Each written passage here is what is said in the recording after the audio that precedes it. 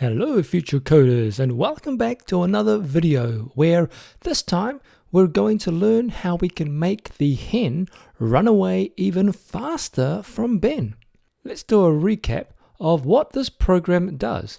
If I click on Ben, Ben's going to chase the hen away.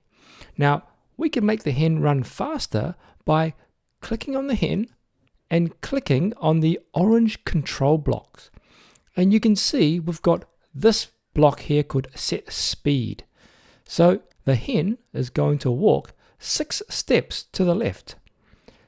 Let's go ahead and drag this set speed, and we'll click on the blue button at the top here to reset the position, and let's go and make the hen run even faster. So click on this block here. You can see it's a person running super fast. And we'll test this by clicking on Ben, and we'll see the hen scoot away really quick. So we can change the speed and make the hen walk away even slower. Let's try this one again. And look at the hen just walk away really slow.